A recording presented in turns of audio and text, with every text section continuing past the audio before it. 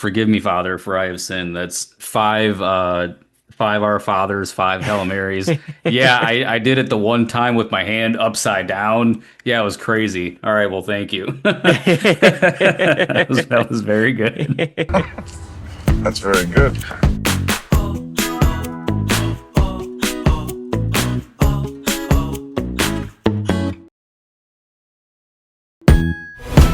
Scooby-Doo. Hey everyone, and Everybody. welcome to Why You Still Here, the show that we talk about whatever we want, but in particular today, we're doing a movie review, a first thoughts for Wake Wake Up up, Dead Man. dead man. Yeah, wake up. When it's funny when you first texted me that you were about to go see it, like I saw it first and then I encouraged Lucas to go see it. I thought it was funny that you wrote it down like Deadman, like it was like Oh, somebody's like it was last one name. word. Like, wake up, Deadman. What are you doing? Wake Come up. on, Deadman, get in the game. I don't like this! Dead men. Wake up! Exactly. So Deadman let us all down. Anyway, um, I like that let's take a moment and point out Lucas's lovely Christmas tree. Appreciate the festivities. Yes, exactly. Wake Up Deadman is the newest Knives Out mystery. It is the third one, despite what some people think. I had a conversation with a guy the other day that thought this What was else the could they second one. possibly think? Oh, Yeah, he completely missed Glass Onion somehow. does So Glass Onion not say a Knives Out mystery it also? does. Okay. It does. Yeah, we're just dealing with low intelligence people here, but whatever. Very low IQ person. So it's Low the IQ. third Knives Out mystery, the third Benoit Blanc mystery, Daniel Craig, and it doesn't come out officially until sometime a couple weeks down the road on Netflix, but it was in theaters for a little while. Not sure exactly how long, a little bit longer than Glass Onion, but it wasn't as widespread, unfortunately. It's only at like independent theaters instead of actually like, international or national National theater chains. chains. But for that, that being said, the theater was absolutely packed like sardines. There was only a couple seats that weren't Mm-hmm. taken up. So it was an almost Yep. sold out showing. Yes, I saw it the first day it could be seen with my dad, and it was on Tuesday, and it was shocking how busy it was at the theater. And I thought like, oh, they must be here for something else, not that this is Nope. not a popular series, but you know, I still thought, I mean, it's a Netflix movie. A lot of people like my mom are just like, why are you going to see something that's going to be streaming for free? And it's like, you don't understand. Okay. I And know it's not it's not free, even worth like $25 explaining, a but month. yeah. So it's like, yeah, no, you don't understand. It's the Experience. theatrical experience, and it's as a community, and all of that fun stuff. So also before we get into it officially, I spent, no exaggeration, 30 minutes tracking down my Sherlock shirt that I have no idea where it's at, I was gonna say, because clearly you didn't I find it. I did not. Usually I know where it's at. Like I will only wear it when we're reviewing Knives Out movies. So, So so twice it's or exactly. once. Uh, well, this would be the second time. I might Did have we worn review it the first movie? for. No, we reviewed Glass Onion, kind of. Yeah. You did not see it in theaters, so we weren't able to review it like review it, but we spent a good portion of our top 10 movies of Oh, talking 2023 about it. on it. Um, so I wore it for that, and I think I wore it for the Hercule Poirot movie that we did. The A uh Haunting in A Venice. Haunting in Venice, that's right.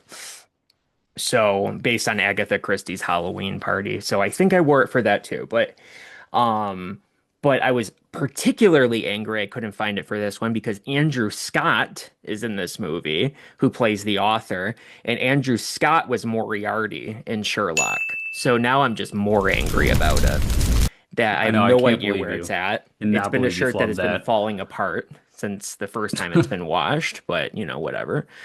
So I will find it now It's that okay. You only got we a few more recorded times to this. wear it anyway, so that's fine. That's true. So just know that I try to put effort into this, and I still put effort into it, unlike somebody, because this is a movie where still a dead man wakes up, right? Huh? There you go. So this is where we're at. Oh my God, who the hell cares? Anyway, so let's jump into it. Now, I thought this was very funny that the synopsis for this on IMDb is simply just Benoit Blanc returns for his most dangerous case yet. I don't think any of that's true except for Benoit Blanc returning. There's nothing dangerous in particular about it. And That's as vague as you could get. it's bad. And light spoiler, Benoit Blanc doesn't show up into this movie until like 40 minutes into it. Hmm. So, despite one quick brief glimpse of him reading a letter, he doesn't show up forever. And that's an interesting take on this because he is like, one of the main characters of the first movie. He is the main character of Glass Onion. He has by far the most screen time of everybody, and then this one he has probably the least screen time. Not of everybody, but next to Josh O'Connor's father Judd.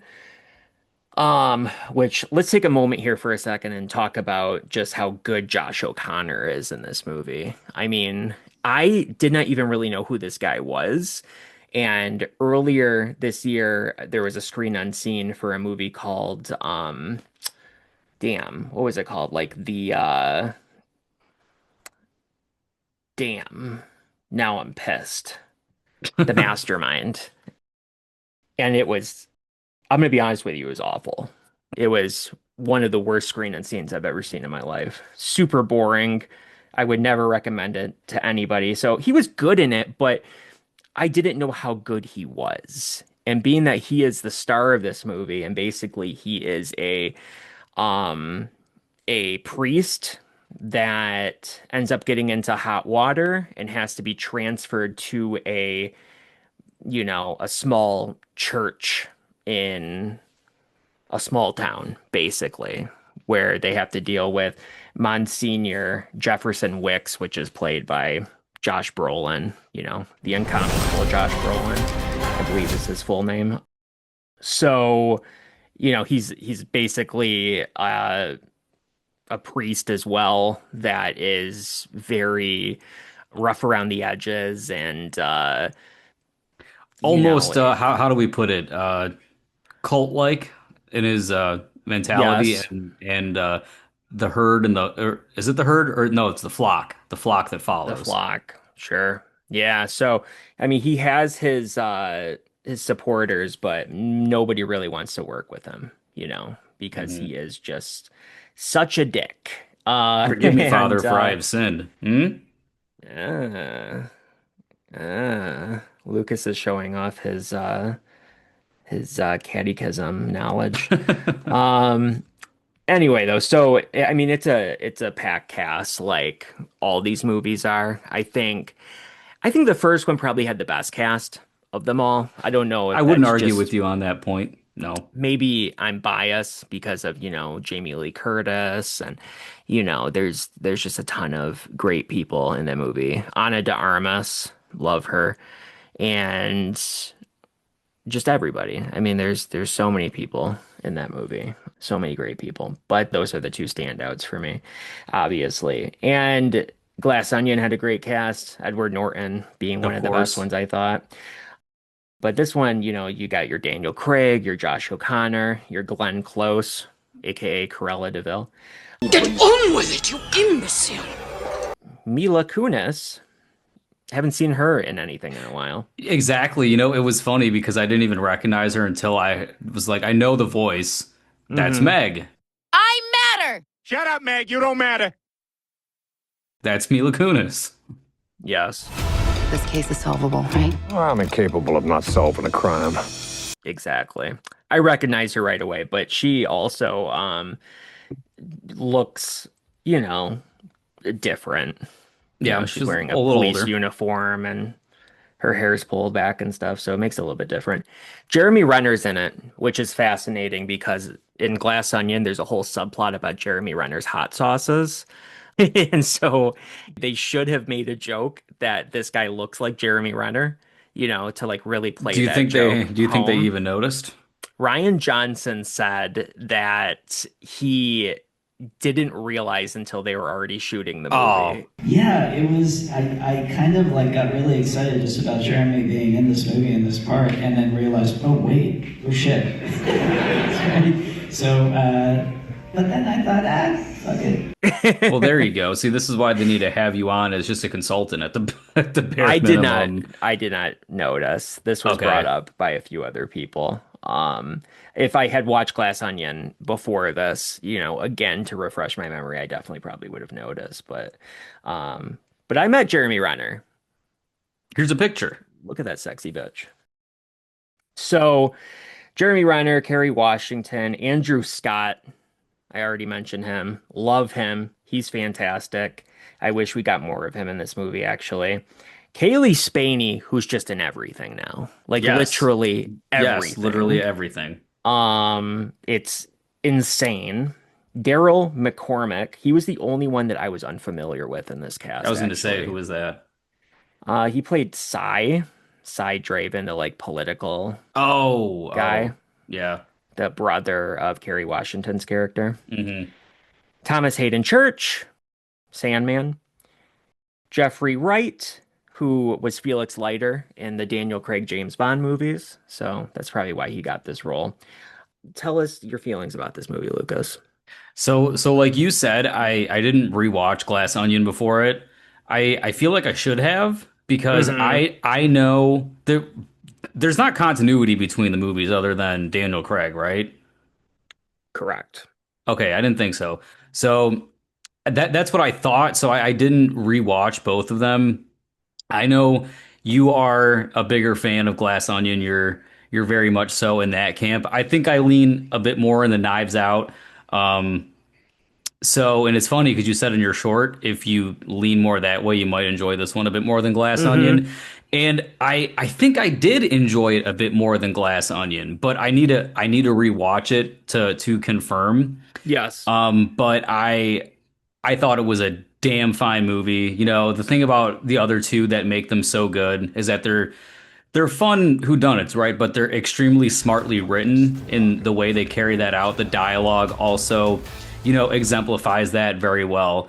So, there are a few issues with the movie. I feel like everything you kind of said in your short was really what I thought about it, but overall, I enjoyed pretty much almost every minute of the movie. It had a few slow parts, but I would say, go out and see it now, but you got to wait a little bit. But when you can, I would suggest seeing it. And if you can, maybe see it with other people so you can gauge their reaction, see how they experience the movie too. Because it was a packed theater, there was a lot of laughter. Like, Makes me sick. These kids painting rocket ships all over his sacred resting place. the humor really hit for the crowd that I had seen it with. Yeah. And, there's some oohs and ahs, some gasps. Like, it was a pretty engaged audience as well. So it was a fun movie, fun experience. I think you missed out by not seeing it in theaters, guys, if you hadn't. Yeah.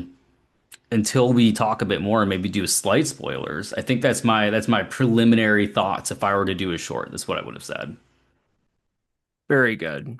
Very good. Yeah, of course, you quoted my short in there a little bit, so obviously I agree.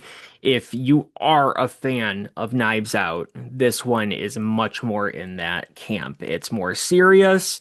It's the solution is more convoluted And I don't mean that in a bad way, but it's a Hmm. solution you're never going to figure out fully. Yeah, I figured no. out part of it, but I was not ever going to figure out the full thing. Glass Onion was easier to figure out. But yeah, so like Knives Out's a crazy solution. It's very like, it's darker, it's less funny.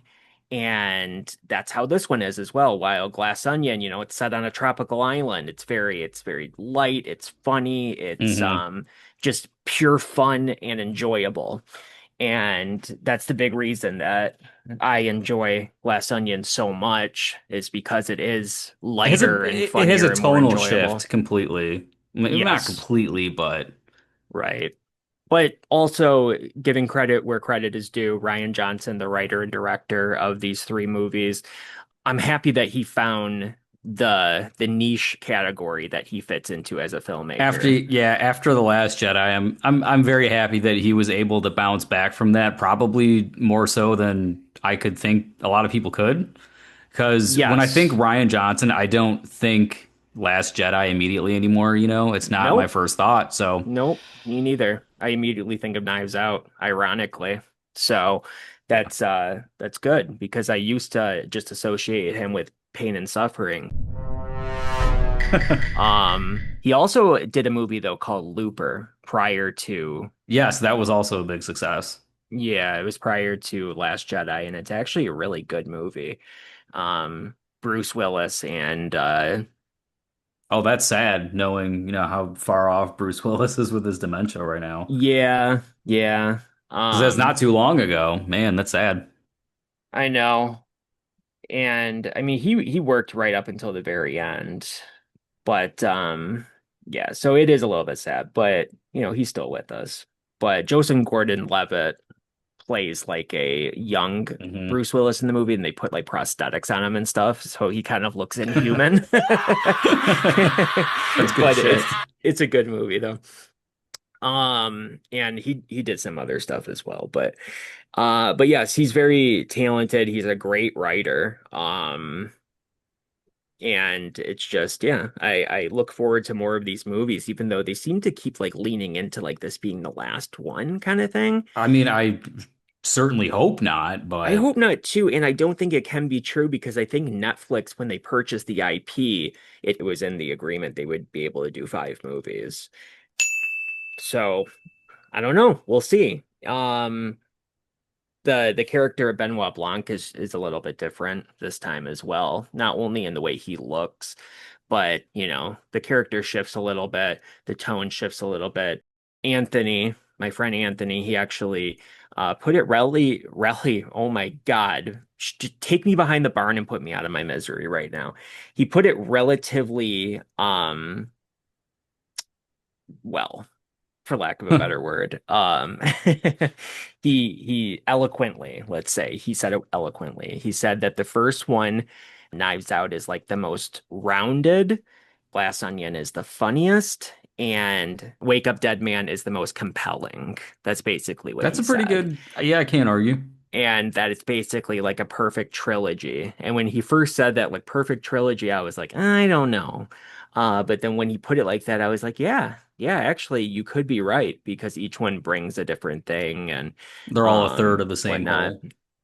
And Daniel Craig obviously is great. And I mean, he was the standout for me, obviously, in the movie, as well as like Josh O'Connor is by far the Yeah, standout. I don't know if these movies that Netflix produces can be nominated for Academy Awards or not. I think as long as you're in a theater for a week, you're allowed to. So we'll see what at least happens. nominate him Yeah. for Best Actor.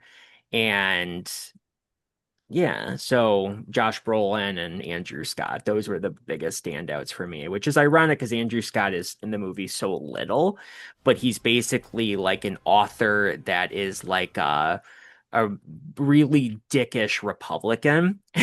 And he hates liberals, calls them libtards, and he's just very entertaining in this movie, I thought. Anytime he was on screen, it was funny. Just kind of steals it for a few seconds. Yeah, it's good. Exactly. And then he has a really funny ending to his role in the movie as Yeah, well. yeah, that was that was one of the best resolutions of the end. Yeah, it was good. Yeah, Am I the only one around here who gives a shit about the rules? it's The like a theater fun definitely got little a chuckle out of epilogue that one. for Yeah. his character. Yeah, yeah. But yeah, and I did not watch a single trailer for this movie. Neither did I. I went in Um very blind. Me too. I didn't know anything about what it was about. And it was like, I mean, I saw one photo from it when they were filming it, and that was it. Like, I didn't know it had to do with the church or anything like that. I I'm knew glad that, that I hadn't also because I absolutely adore that setting for a Knives Out mystery. It's great. yeah, it's a good setting for sure. I think that every setting they've chosen so far, The setting and then the prestigious characters manor, that come an along with island, it. 100%. And then now this, it's a monastery or whatever. Is that what it's called? Other Yeah. than church monastery? I don't know. But so yeah, and it's like, it's all the people that attend the church every Sunday, as well as the people that work there on the grounds. And those are all the people that are wrapped up in this mystery. And they are all just, they will blindly support Jefferson Wicks, which is Josh Brolin's character.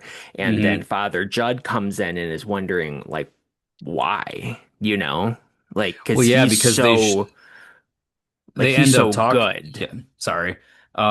They have that short part, and I if this is a spoiler, I'll just cut it out at that point. But do you remember he has like that monologue where he's talking about how new people come into the church and then he'll test them to see how far they can go. Yeah. And if Yeah. they stay, then they're a part of the cult. And then you just see that no one really joins the cult. Yeah. It's Yeah. just pretty much what's in this small town.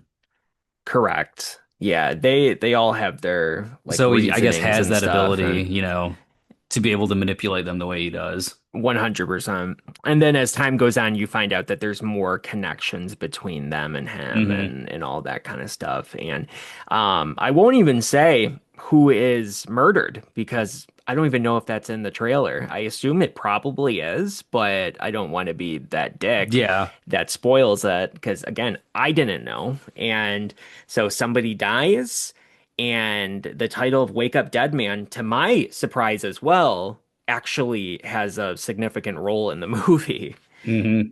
Yeah, so it's it does end up coming into it and playing a part in it. So, and I think it's like a song from a band. I'll look Did they into it. did I'll they let roll you it in the know. credits? Then maybe. I mean, Glass Onion played Glass Onion by the Beatles in the credits. So, that's the thing about these movies is they kind of always have had a bit of that, like, you know, they, Self-awareness, tongue in cheek. well, yes, of course that, but they're like inspired by like, you know, old media kind of thing.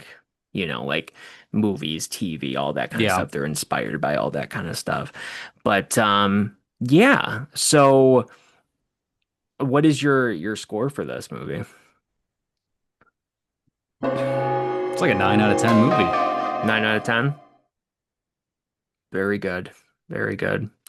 I don't know what mine is, honestly. I Yeah, I would didn't say even really think of it, but that was just my spur of the moment, not okay. thinking. We all know the Lucas rating system. We can't go into complete scientific detail right now because even then it wouldn't make sense.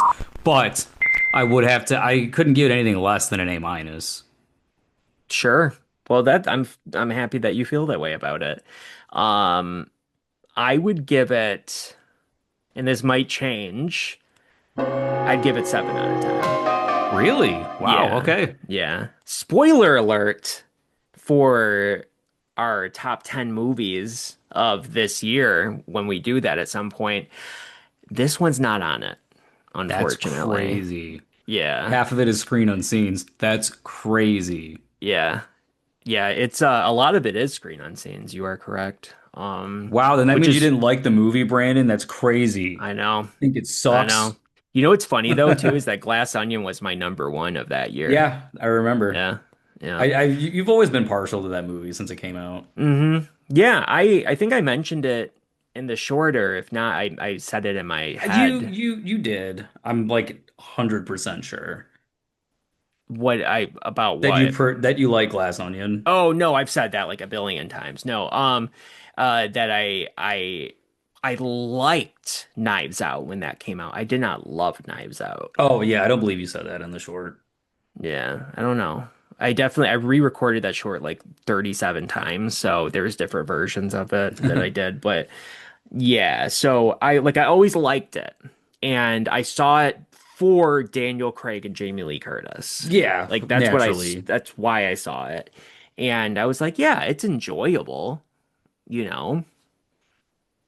But, I'm like, I'll see another one, sure. But I wasn't like, yeah. But then Glass Onion came out and I was like, yeah, so this one obviously it takes a step back because I'd give Knives Out probably 7 out of 10 as well. So it's all in the same realm here. Gotcha. But don't think though from what I've said that this movie isn't fun or has its funny moments as well because it does. I mean, there's some parts that are like very funny. It's more dry humor, but it's like some Yeah. parts are very, very funny. And it is also like what Anthony said though, it is super compelling as well though, because you have this guy who is like just so inherently good at the center of this story, and he truly wants to do good in this world, and he's trying to basically fight the person that is trying to do bad, actively doing bad in this world. So yeah, and somebody gets killed, then that's when the mystery occurs, and then they have to find out, who was responsible for it. And it is a very complicated and weaving set of webs to get to exactly Yeah. what happened. But But it's a yeah, great twist though. Never would have seen that one coming. sure. I kind of I mean I say this, but it's also like a Scream movie where in my head I have like, like 2 or 3 people that I'm suspecting. Yeah, I had my I three had people. this person as my number one, See, but I it did not know wasn't exactly why. that one came in and out. It was more toward the end of the movie where I'm like, okay, that Okay. is in my three, but it wasn't my Yeah. number one though. I'll say So this because I don't think this is a big spoiler. As soon as the murder happens, this person's reaction to the murder immediately made me suspect them. mm, Hmm. Yeah. And then I was like, then like you said, I went back and forth and stuff, but immediately I went back to that. Like I'm like, I picked up on something there with that because it felt like they were acting with what they said. and that's Let's a just say testament that. to the acting. It Great acting is. overall from It everybody. is We've said that in a roundabout kind of way, but excellent acting, great phenomenal. directing, great writing, cinematography is there. The Oh score is God. fine. It's all good. Can't Yeah. really complain in any avenue. I want a creepy one now because this one had moments of being It has creepy. elements, yeah. It does. And, like with the groundskeeper and, going through the grounds with the light, all that kind of Hmm. stuff, the storm happening and all that kind of stuff. And it's like, it made me think like, whoa, what could Ryan Johnson do with like a Haunting in Venice type of That's story? exactly what you took the words out of my mouth. So, Yeah. Netflix, if you're listening, take the idea. We're I only don't asking think that, I 1% think Ryan Johnson in has like residuals. complete creative control with whatever he wants to do Ryan with these. Johnson, just give us Hmm. 1% residuals. Yes, Take the idea. please. Yes, take it. Take it. Do it. I mean Make it that happen. would totally lend itself to, especially like some of the inner struggle that Benoit ends up going throughout the movie, being that it is a religious setting. I'm not going to go too into detail on that, but he has some inner Yeah. turmoil to go Not a through Catholic. that, No, right, comes to light in the middle and then definitely at the end of the movie too. So I think if we're going to juxtapose, that kind of feeling to some kind of paranormal investigation, same Haunting in Venice situation, great movie. It could be fascinating for that because I think that Yeah, Hercule Poirot kind of has that same sort of like, that and Sherlock vibe. Holmes, Yeah. anybody that's like a detective like that.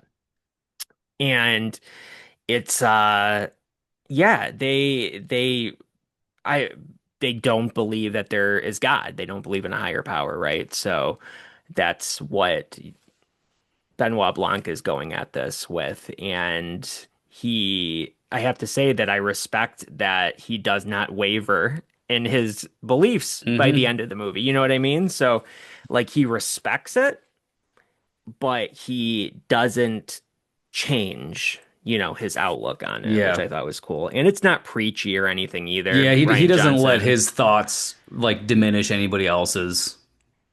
So, Absolutely. And when it comes to Ryan Johnson and his writing and stuff, I gather that the guy is, like a strong liberal or whatever, but I don't know anything about how he feels about religious things because he does it with a lot of respect. mhm. Um, but you could also see where it could go the other way because of Benoit Blanc. So I was very, very Christian through into my early 20s.